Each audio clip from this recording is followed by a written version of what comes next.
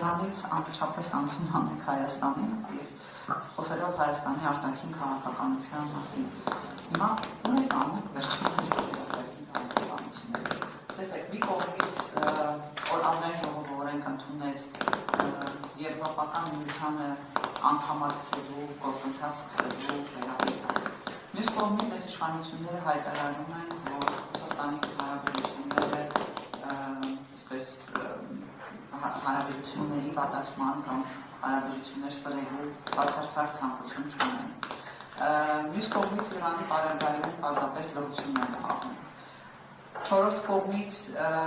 Ամերիկայի Միացյալ Նահանգներին վերում դարձնում են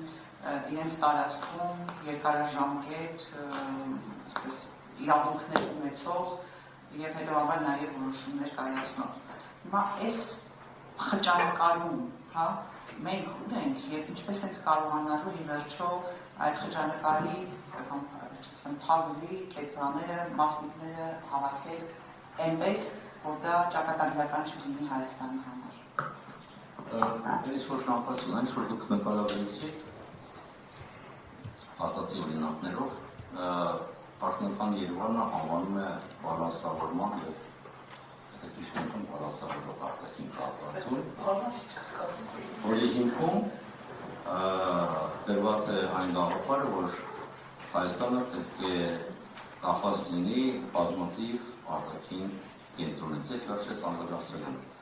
այդ հարցին եւ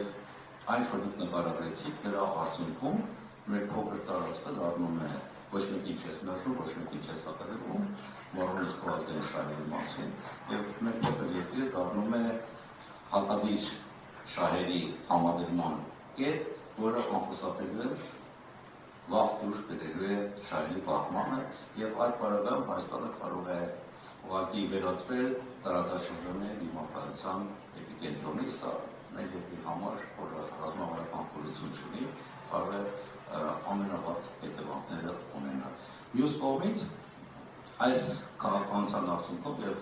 օրինակներ ասում եմ բոլորս գիտենք, տեսնում ենք, այս այսպես կոչված բալանսավորման քաղաքականության արդյունքում դռներ են բացվում լայն իմաստով արտաքին ազդեցության համար, որոնք ուղղակի, եթե չասեմ ձևավորում են, բայց մեծ ազդեցություններ մեր ներքաղաքական օրակարգի, մեր որոշումներ կայացնելու կարողության եւ միջազգային հորախոսի արդյունքում հակառակ այն գեղեցիկ բարերին եւ պաշտոնական կառույցությանը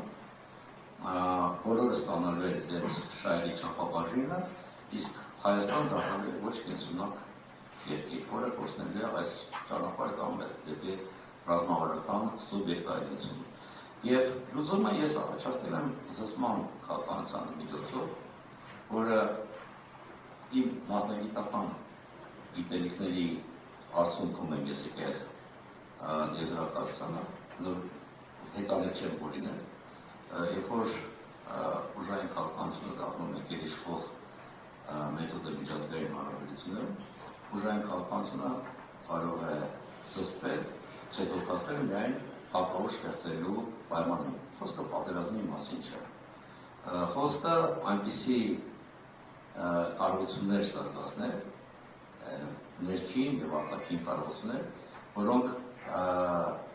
թե չդոկացնեն կամ կբացառեն նոր ռազմական խորհրդանիշներ։ Եվ այս զսպման քաղաքականության հիմքում ես տեսնում եմ Հայաստան-Իրան Ռուսաստան ռազմավարական եռանկյունու ձևավորումը։ Շնորհակալություն, պարոն Այբազյան։